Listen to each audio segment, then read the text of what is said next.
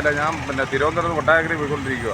അന്നേരം ഈ ചടയമംഗലം ഡിപ്പോ കഴിഞ്ഞിട്ട് ചടയമംഗലം കഴിഞ്ഞൊരു 1/2 കിലോമീറ്റർ കഴിഞ്ഞപ്പം പിന്നെ റോങ് സൈഡിൽ ഒരു വണ്ടി കയറി വന്നു.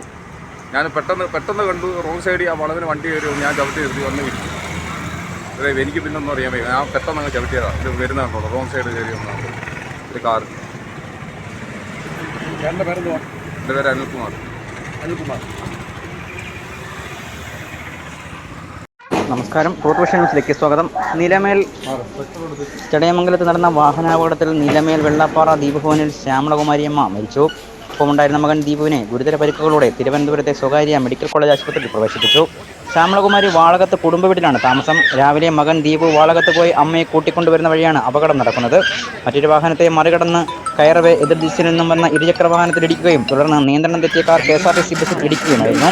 അപകടത്തിൽ പരിക്കേറ്റ ശ്യാമളകുമാരിയെ കടയ്ക്കൽ താലൂക്ക് ആശുപത്രിയിൽ എത്തിച്ചപ്പോഴേക്കും മരണപ്പെട്ടു. ഗുരുതര പരിക്കേറ്റ ദീപു സ്വകാര്യ മെഡിക്കൽ കോളേജിൽ ചികിത്സയിലാണ്.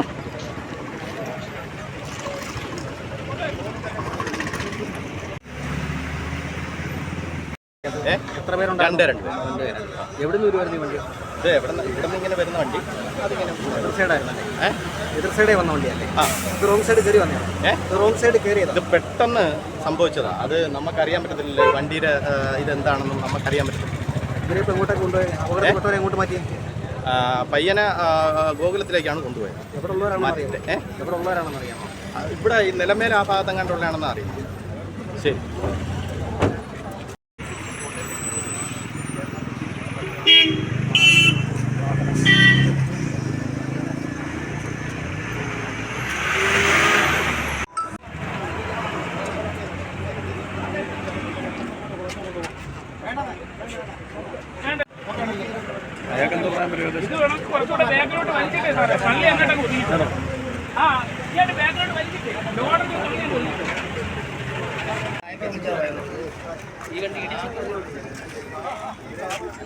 ഈ സൂപ്പർ ഇടി അതിൻ്റെ കീഴിലാണ് കയറിയാണ്.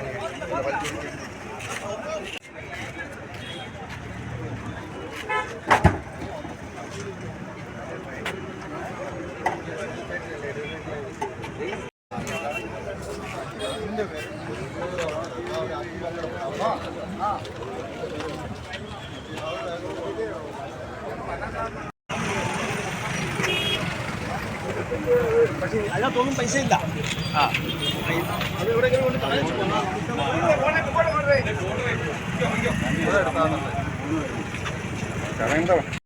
എന്തെങ്കിലും അഡ്രസ്സോ കാര്യങ്ങളോ ഉണ്ടെങ്കിൽ അവരെടുത്ത് ഏൽപ്പിച്ചാൽ അവർ കോണ്ടാക്ട് ചെയ്യും.